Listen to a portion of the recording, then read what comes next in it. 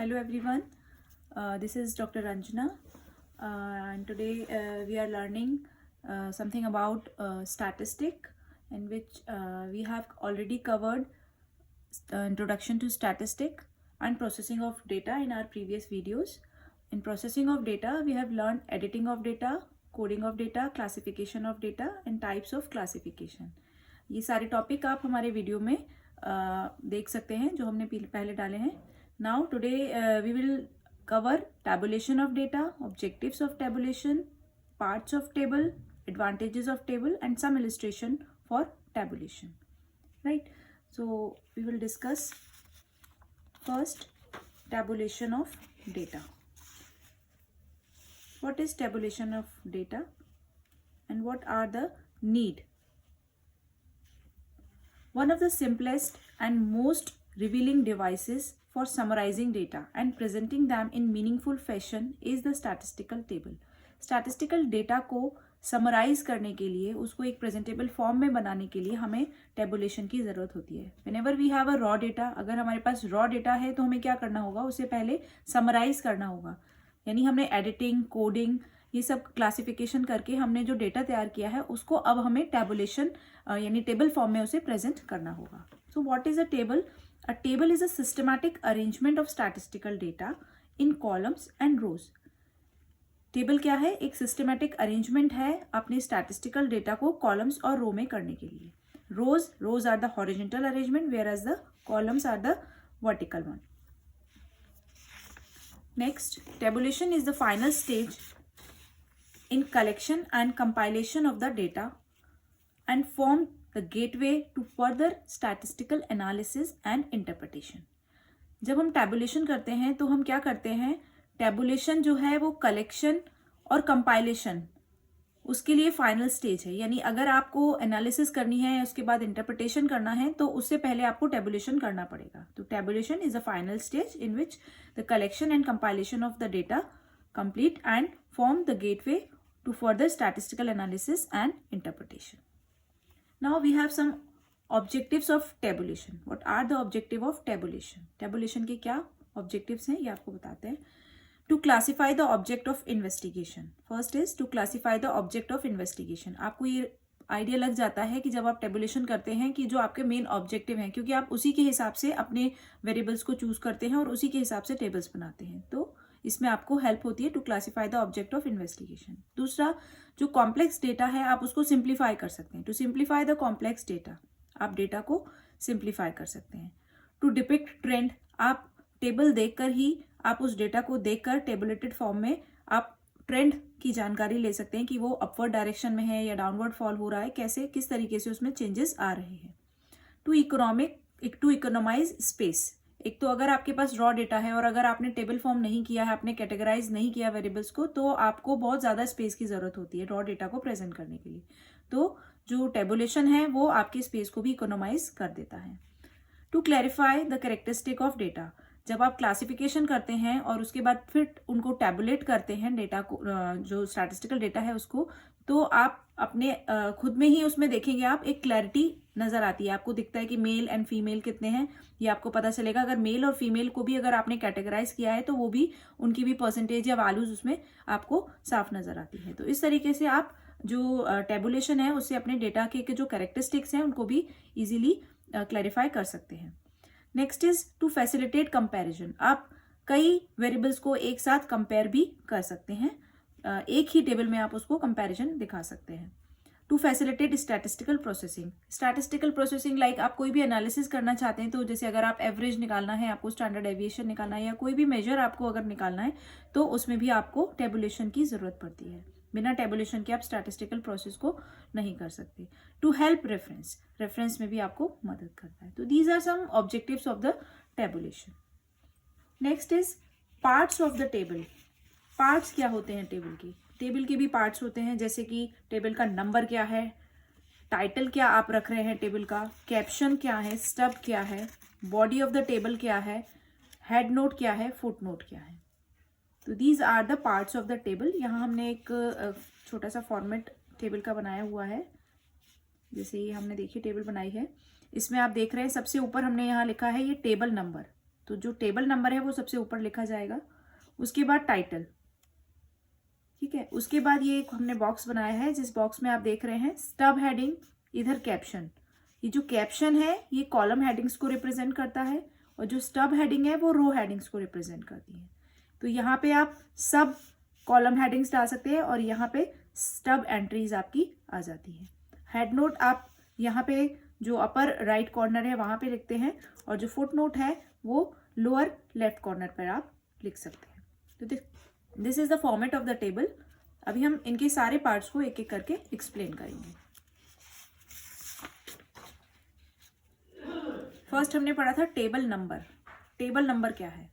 A table should always be numbered for easy identification and reference in future. Table को हमेशा एक number दिया जाता है, वो भी किस लिए? क्योंकि आप उसको एक आइडेंटिफिकेशन देखें। अगर आपकी जो भी आप एनालिसिस कर रहे हैं, अगर सपोज करिए टेबुलेशन में आपके 5 टेबल हैं, तो आप उनको 1.1, 1.2, 1.3, 1.4, 1.5 इस तरीके से नंबरिंग कर सकते हैं। पर्टिकुलर सेक्शन के लिए आप टेबल को नंबर दे सकते हैं। तो अ table should always be numbered for easy identification and reference in future. A table number may be placed at the top of the table. या तो आप टेबल जो भी आपने बनाई है उसके टॉप पे टेबल नंबर लिखते हैं, इधर in the centre above the title और in the side of the title. कभी हम ये देखेंगे कि हमने जो टाइटल लिखा है उसके ऊपर या उसके हम लेफ्ट साइड में भी उसको लिख सकते हैं। तो दोनों तरीके से हम टेबल नंबर को एडजस्ट कर सकते हैं। Title of the table, second point है title of the table. After table number we can write title of the table. Title means the description of the content of the table. जो भी कुछ आप table में लिखने वाले हैं, जिसके बारे में आप डिस्क्रिप्शन देने वाले हैं, उसी से रिलेटेड आपका टाइटल होता है। तो every table must be given a suitable title which is a description of the contents of the table, right. Next is caption. Caption means, caption refers to the column headings. जो column headings होती हैं, columns means जो vertically represent करते हैं, उनको हम columns बोलते हैं। तो कॉलम्स जो हैं, हेडिंग को हम कैप्शन बोलते हैं। It explains what the column represent. अगर आपने कोई कॉलम हेडिंग डाली है, सपोज करिए आपने डाला है सेक्स, ठीक है, उसको आपने सब हेडिंग्स में बनाया मेल एंड फीमेल, तो जो ये कैप्शन है वो क्या रिप्रेजेंट कर रहा है कि कॉलम में क्या लिखा जाएगा, मेल के बारे में या फीमेल, कितने मेल हैं कितने फीमेल हैं, ये लिखा जाएगा। इट मे कंसिस्ट ऑफ 1 और मोर कॉलम हेडिंग्स। एक या एक से ज्यादा भी कॉलम हेडिंग हो सकती है, ऐसा जरूरी नहीं है कि एक ही कॉलम होगा। We have a lots of column in one table. Under a column heading there may be a sub heading. जैसा अभी हमने बताया कि एक कॉलम हेडिंग के अंदर सब हेडिंग्स भी होती हैं। सपोज पॉपुलेशन में आपने लिखा सेक्स, मेल एंड फीमेल। अब मेल और फीमेल जो 2 कॉलम हेडिंग है, कैप्शंस है, उनको आप सब कैप्शंस में भी डिवाइड कर सकते हैं, जिन्हें हम सब हेड्स बोलते हैं। जैसे मेल को हमने लिख दिया लिटरेट और इलिटरेट, फीमेल को भी हमने लिख दिया लिटरेट और इलिटरेट। तो these are the column headings, but sub heads कहलाते हैं क्योंकि मेन हेडिंग के नीचे आते हैं। The caption should be placed at the middle of the column. जो कैप्शंस होते हैं वो कॉलम के मिडल में हम लिख सकते हैं। उसके बाद आता है स्टब। जिस तरह से कैप्शन कॉलम हेडिंग को रिप्रेजेंट करता है, उसी तरीके से स्टब जो है वो रो हेडिंग्स को रिप्रेजेंट करता है। तो स्टब का जो डेजिग्नेशन है किसके लिए है? द रोज और the row headings, they are the extreme left. जो भी टेबल आप बनाते हैं उसके लेफ्ट में आप उसको लिखते हैं। जैसे कि हमने यहाँ दिखाया, ये लेफ्ट में देखिए, ये लेफ्ट में एक्सट्रीम लेफ्ट, जो सबसे लेफ्ट पार्ट होगा उसमें आप रो हेडिंग्स लिखते हैं। तो stub are the designation of the rows और row headings, and they are the extreme left of the and perform the same function for the horizontal rows or numbers in the table as the column heading do for the vertical columns or numbers. ठीक है, जैसे आपने columns को representation दिया है, इसी तरीके से आप रो हेडिंग्स को भी रिप्रेजेंट करेंगे। जैसे कि आगे इसी को हम एग्जाम्पल में बताते हैं। जैसे आपने सेक्स लिखा था ऊपर कॉलम हेडिंग में, मेल और फीमेल, तो आपकी रो हेडिंग क्या हो सकती है? रो हेडिंग में आप लिख सकते हैं कि coffee drinker, non coffee drinker. ऐसे कितने मेल हैं जो कॉफी पीते हैं और ऐसे कितने मेल हैं जो कॉफी नहीं पीते हैं। तो वी हैव 2 एट्रीब्यूट्स हियर। तो 2 आपकी स्टब हेडिंग्स हो गई, एक हो गया कॉफी ड्रिंकर, एक हो गया नॉन कॉफी ड्रिंकर। ठीक है, अगर आप एजुकेशन लिटरेट इलिटरेट, अगर आपने सिर्फ मेल और फीमेल लिखा है तो आप लिटरेट इलिटरेट भी लिख सकते हैं कि लिटरेट कितने मेल हैं और इलिटरेट कितने मेल हैं। इसी तरह से लिटरेट कितनी फीमेल है और इलिटरेट कितनी फीमेल है। So we have a column heading and the stub heading also. Next is body of the table. Body जहाँ पे आप सारा जो स्टैटिस्टिकल डेटा है उसको रिप्रेजेंट करते हैं, उसको लिखते हैं. जैसे कि ये जो बीच का पार्ट है, यहाँ कॉलम हेडिंग्स, ये रो हेडिंग्स, उसके बीच में जो ये ब्लैंक आप देख रहे हैं, this is the body of the table. ये मेन बॉडी है जिसमें आप अपने स्टैटिस्टिकल डेटा को लिखेंगे. तो the body of the table contains the numerical informations. जितनी भी न्यूमेरिकल इन्फॉर्मेशंस हैं, जितना भी डेटा आप लिखने वाले हैं, वो सब बॉडी के अंदर लिखा जाएगा. This is the most vital part of the table, because इसमें आप ये देखेंगे कि कॉलम हेडिंग और रो हेडिंग के साथ आपके कौन से ऑब्जर्वेशन, कौन सी वैल्यूज आने वाली हैं. Data presented in the body arranged according to descriptions and classification of the caption and stuff. जो भी डेटा आप लिखने वाले हैं वो किसके आधार पर लिखा जाएगा, वो according to the classification of captions and stuff. जो भी कॉलम हेडिंग्स हैं, जो भी रो हेडिंग्स है, उसके आधार पे आप अपनी बॉडी को कंप्लीट करते हैं, टेबल की बॉडी को कंप्लीट करते हैं. ठीक है. नेक्स्ट पॉइंट आता है आपका हेड नोट. हेड नोट्स क्या है? Head note and foot notes. First is head note. It is a brief explanatory statement applying to all or a major part of the material in the table and is placed below the title entered and enclosed in brackets. Head notes जो है, अगर आप मान लीजिए कोई title आपने लिखा है और उसमें आप कुछ और भी लिखना चाहते हैं, तो आप उसे हेड नोट के फॉर्म में टाइटल के नीचे, लेकिन टेबल के राइट कॉर्नर पे आप उसे लिख सकते हैं. ठीक है. जैसे कि इस तरीके से यहाँ पे हमने ये हेड नोट बनाया है, ये है हेड नोट. यहाँ पे इस तरीके से आप लिख सकते हैं, टेबल टाइटल के इधर नीचे और ये टेबल के राइट हैंड कॉर्नर पे. कोई भी स्टेटमेंट जो कि आप टाइटल में नहीं दे सकते, बॉडी में नहीं रिप्रेजेंट कर सकते और आप एक्सप्लेन करना चाहते हैं, it is used to explain certain points relating to the whole table that have not been included in the title nor in the caption or stub. जो कि आपने ना तो टाइटल में लिखा है, ना कैप्शन में, और ना ही स्टब में आपने रिप्रेजेंट किया, और आप उसे लिखना चाहते हैं तो आप उसे हेड नोट में लिख सकते हैं. और फुट नोट में क्या लिखेंगे? Anything in the table which the reader may find difficult to understand from the table. अगर कोई भी कैप्शन में, स्टब में या टाइटल में कोई भी दिक्कत है, कोई भी डिफिकल्ट वर्ड्स हैं, कुछ डिफिकल्ट चीज ऐसी है जो आपको समझ में नहीं आ रही, कि जो रीडर्स हैं उनको समझाना है, तो हम उसे क्या करेंगे, कुछ सिंबल्स की मदद से फुट नोट की जगह पर डाल देंगे. जैसे कि ये एस्ट्रिक साइन हम यूज कर सकते हैं, @ हैश या डॉट. इस तरीके से हम कुछ भी सिंबल्स यूज करके हम फुटनोट्स डाल सकते हैं. Footnotes are placed directly below the body of the table. A footnote may be keyed to the title or any column or any row heading and it is identified by the symbols asterisk, @ hash or dot.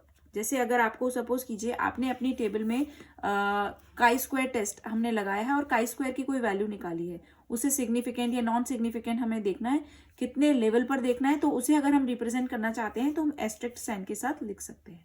तो ये चीज़ें हम जब table बनाएंगे और उसमें सीखेंगे कि किस तरीके से हम इन चीज़ों को यूज़ करते हैं. तो हेड नोट और फुट नोट जो है वो ज़रूरी नहीं है हमारी हर टेबल में हो. हेड नोट और फुट नोट हम अपनी हिसाब से, अपनी सहूलियत से और अपनी रिक्वायरमेंट के अकॉर्डिंग यूज़ करते हैं. तो these are the 7 parts of the table. First one is, पहला पार्ट हमने पढ़ा टेबल नंबर, दूसरा हमने पढ़ा टाइटल ऑफ द टेबल, तीसरा कैप्शन, चौथा स्टब, फिफ्थ हमने पढ़ा body of the table, 6 head note and 7 foot note. Now we have some advantages of the tabulation. What are the advantages of the tabulation? Data can be compiled in a systematic and logical order. अगर हम tabulation करते हैं तो हम अपने data को systematically compile कर रहे हैं, उसे logical order में लिख रहे हैं. Extensive and large scale surveys can be conveniently handled. अगर आपके पास बहुत सारा raw data है, बहुत large scale पे आपने survey किया है, extensive data है आपके पास, तो उस एक्सटेंसिव डेटा को आप बहुत आसानी से हैंडल कर सकते हैं by using tabulation. Next, greater accuracy of result is expected. अगर आपने डेटा को टैबुलेट किया है तो आप अपने रिजल्ट से एक्यूरेसी एक्सपेक्ट कर सकते हैं. There is a considerable reduction in cost. आप कॉस्ट में भी रिडक्शन कर सकते हैं, टाइम भी आपका बहुत कम लगता है. अगर आप एक बार टैबुलेशन कर लेते हैं तो एनालिसिस करने में आपको बहुत कम समय लगता है, यानी रॉ डेटा को आपने टैबुलेट कर लिया तो आप उसको एनालाइज, इंटरप्रिटेशन आप उसका अच्छे से कर सकते हैं. So these are some advantages of tabulation. Now we will discuss some illustration to understand how tabulation is done. The following illustration is given to understand how tabulation is done. Suppose we have some example which we have a data. हमारे पास ये data है. Data क्या है? In a sample study about the coffee habits in 2 towns. We have 2 towns, town X and town Y. 2 town है, एक X town है, एक Y town है. अब उसमें डेटा किस तरीके से ऑब्जर्व किया गया है? डेटा ऑब्जर्व किया गया कि फर्स्ट टाउन जो एक्स टाउन है 52% पर्सन वर मेल. हमें ये डेटा दिया है कि 52% जो लोग हैं वो मेल हैं. टाउन वाई में 55% जो है वो मेल हैं. टाउन एक्स में दिया है 25% were coffee drinkers and 28% were coffee drinker in town Y. तो इस तरीके से ये जो डेटा हमें दिया हुआ है, इसमें नेक्स्ट दिया है 16% were male coffee drinkers and 18% were male coffee drinkers. ठीक है, तो ये जो डेटा हमें दिया हुआ है that data is for town X and for town Y. Now the question is tabulate the above observations. इन जो ऑब्जर्वेशंस हैं उनको हमें टैबुलेट करना है. टैबुलेट करना है मीन्स उनकी एंट्रीज को या उनके जो भी वैल्यूज हैं उनको हमें इवैल्यूएट करके यहाँ पे लिखना है. तो कैसे हम टेबल को फॉर्म करेंगे? ठीक है, देखते हैं. हमने एक टेबल बनाई हुई है यहाँ पे सॉल्यूशन में, बट एंट्रीज हमने फिल नहीं की हुई हैं. एंट्रीज अभी हम फिल करेंगे. टेबल शोइंग, सबसे पहले हमने हेडिंग डाला है table showing percentage of coffee habits in 2 towns. 2 town है एक्स और वाई. तो सबसे पहले हमें क्या, अपने जो भी सैंपल डेटा है उसमें क्या नजर आ रहा है? हमें नजर आ रहा है टाउन एक्स और टाउन वाई. और दूसरी तरफ हमें क्या नजर आ रहा है? टाउन एक्स में मेल भी हैं. अब मेल हैं तो बाकी बचे लोग कौन होंगे? फीमेल. मेल और फीमेल.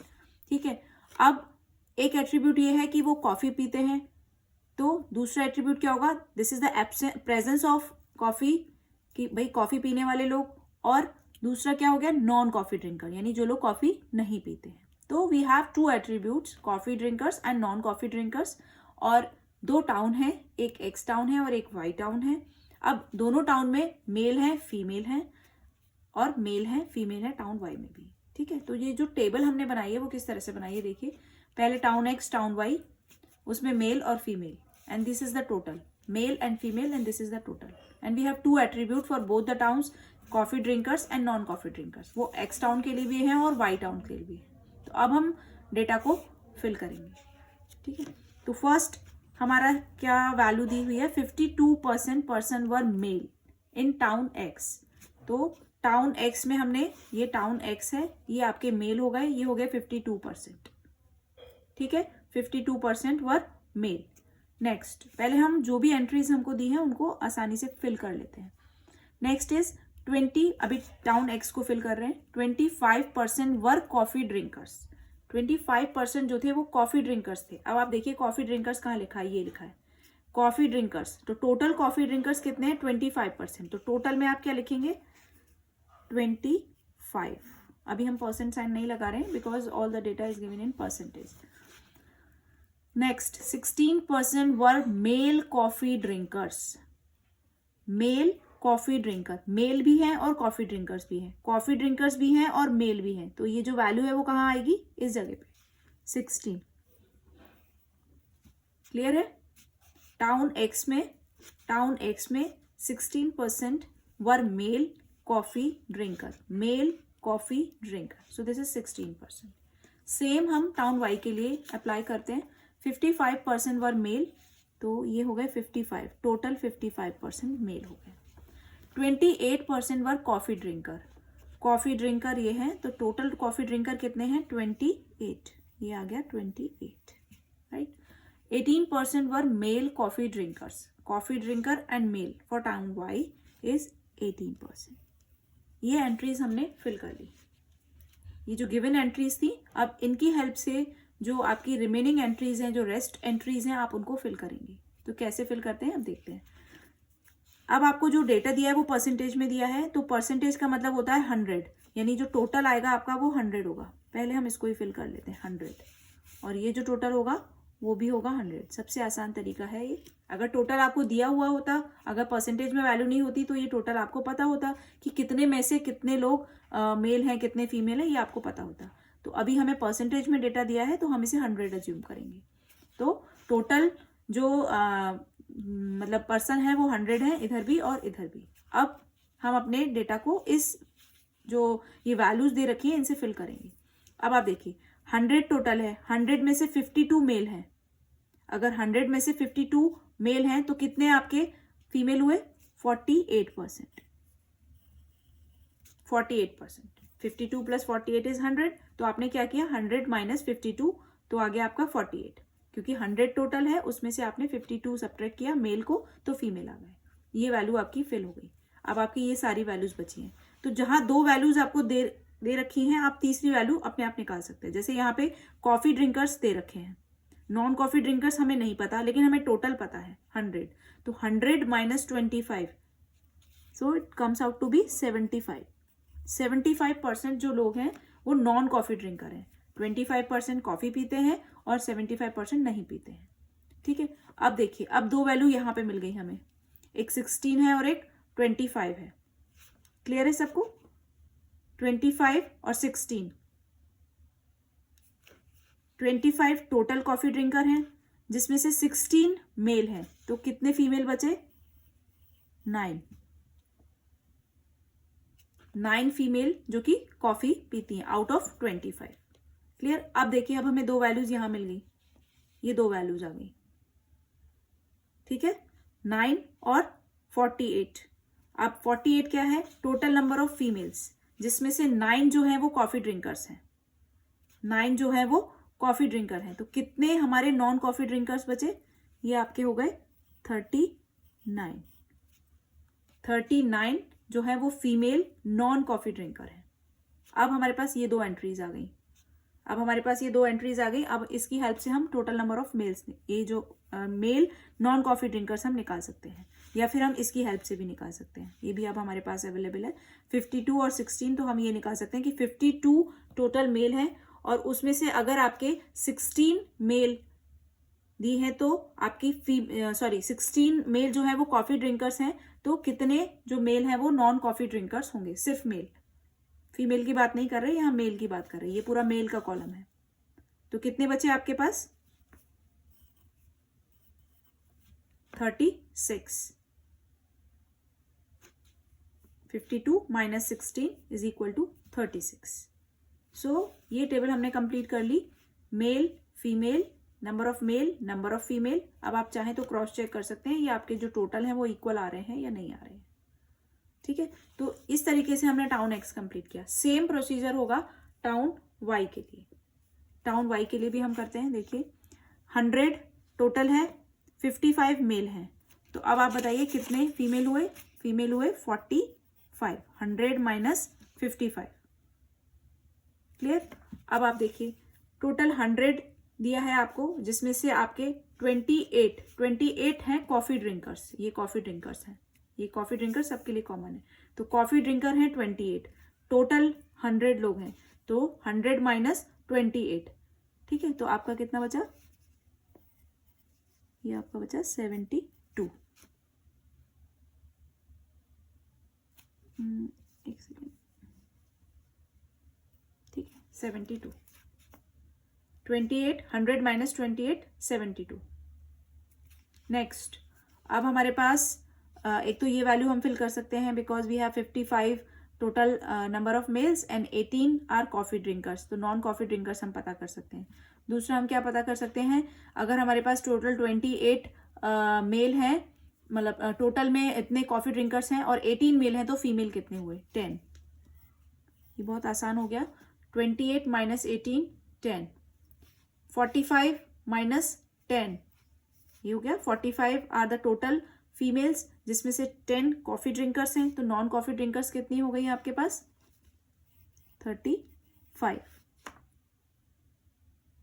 45 माइनस 10। ठीक है, नाउ दिस इज 55 माइनस 18।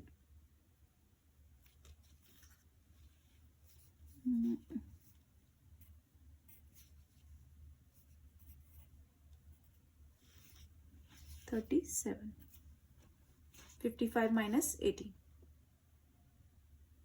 ठीक है, तो ये जो आप देख रहे हैं टेबल, अब आपने टेबल कंप्लीट किया जिसमें 3 एंट्रीज आपको टाउन एक्स की दी थी, 3 एंट्रीज आपको टाउन वाई की दी थी। ये 2 एंट्रीज आपने अपने आप लिखी, क्यों? क्योंकि आपको पता है जो डेटा है वो परसेंटेज में दिया हुआ है, तो percentage means total is equal to 100, और इन सब की हेल्प से आपने पूरी टेबल को फिल कर दिया। सो this is the tabulation of your raw data. जो डेटा आपको ये रॉ फॉर्म में दिया था उसको आपने टेबल फॉर्म में कन्वर्ट कर लिया। अब इस टेबल को देख के आप आसानी से बता सकते हैं कि टाउन एक्स में कितने मेल हैं, कितने फीमेल हैं, कितने मेल कॉफी ड्रिंकर हैं, कितने फीमेल कॉफी ड्रिंकर हैं, कितने मेल नॉन कॉफी ड्रिंकर हैं, एंड कितने फीमेल कॉफी ड्रिंकर है for both the town X and Y. So this is very easy method कि कैसे आप डेटा को या इंफॉर्मेशन को या सैम्पल स्टडी में जो डेटा आप कलेक्ट करते हैं उसको टेबुलेट कर सकते हैं। ठीक है, तो फॉर योर कंसिडरेशन और for your practice I will give you some assignment question. तो आप इसको असाइनमेंट क्वेश्चन को एक बार करके देखेंगे, इसका जो सॉल्यूशन है वो नेक्स्ट वीडियो में हम आपको बताएंगे। Question is, I will repeat the question, present the following information in a suitable tabular form।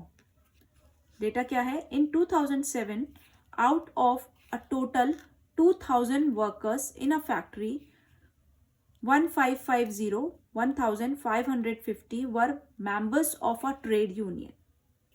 The number of women workers employed was 250, out of which 200 did not belong to any trade union. Next, in 2008, we have 2 years of data, 2007 and for 2008. The number of union workers was 1725, of which 1600 were men. The number of non-union workers was 380, among which 155 were women.